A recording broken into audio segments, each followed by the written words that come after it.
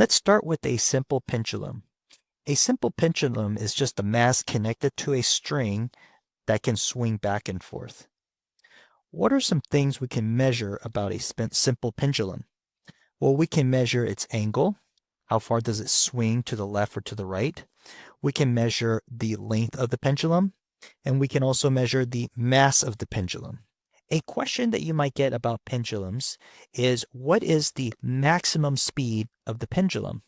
To answer this question, we have to think about energy. So first, where do you think this pendulum has the most potential energy?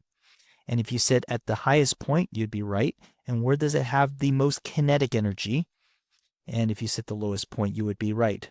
So the pendulum's energy conversion starts with gravitational potential energy at its amplitude, its maximum angular displacement, and then it's going to swing down, and that gravitational potential energy gets transformed into kinetic energy. To calculate the maximum speed at the lowest point of the swing, we can use the conservation of mechanical energy because this is an isolated system and we're assuming that there's no air resistance or friction. The initial energy is going to be mgh, gravitational potential energy. The final mechanical energy is kinetic energy, which is 1 over 2 mv squared. Notice that the m's will cancel out. We're solving for v, but we need to know h. H is going to be the delta y. So what is the delta y from here to here? That's what we need to find out. To find that out, we can take L minus this part of this right triangle. And if we do that, we'll be able to find delta y over here. But first, what is this side, the length of this side of the triangle? We're going to first just call this is the adjacent side. I'm going to just call it ADJ, the adjacent side. So I'm going to use a little trig. I know that cosine theta is equal to adjacent over the hypotenuse. And the hypotenuse in this case is L. If we multiply L on both sides, we get that adjacent equals L cosine theta.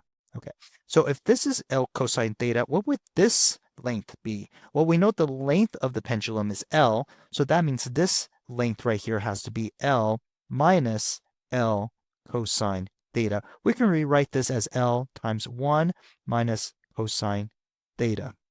Now we can go back and substitute this in for h, and we get GL times 1 minus cosine theta is equal to 1 over 2 v squared.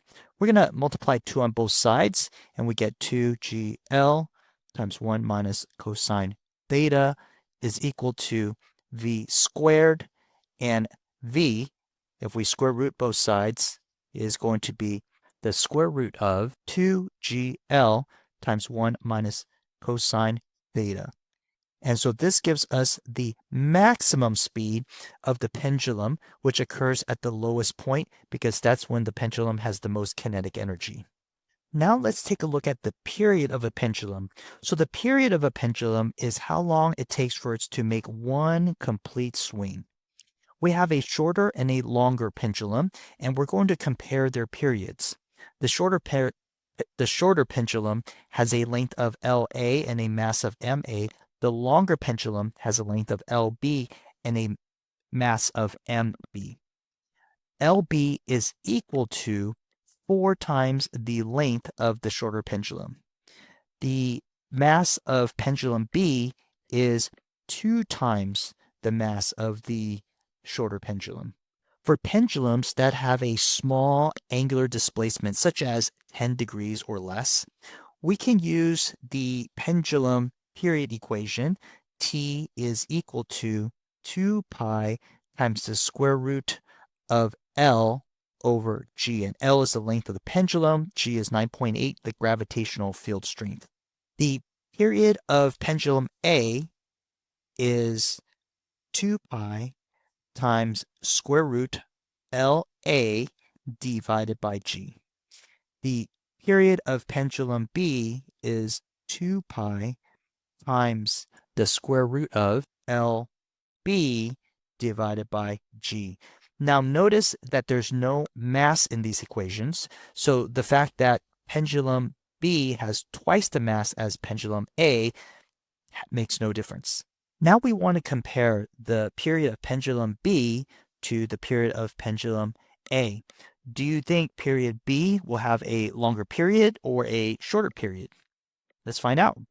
So we're going to create a ratio of TB over TA, and the period for TB is 2 pi times the square root of 4LA. So I'm going to substitute 4LA for LB, and then this will be divided by G. In the denominator, we have 2 pi times the square root LA divided by G. Notice the equation look pretty much the same, except for that 4 in that square root. So everything will cancel out except for square root of 4, and square root of 4 is 2. So were you right that the period of pendulum B will be twice the period of pendulum A? Now let's take a look at the acceleration of a pendulum as it's swinging back and forth. Where do you think the tangential acceleration is the greatest? To answer that question, we need to think about forces. So what forces are acting on this pendulum?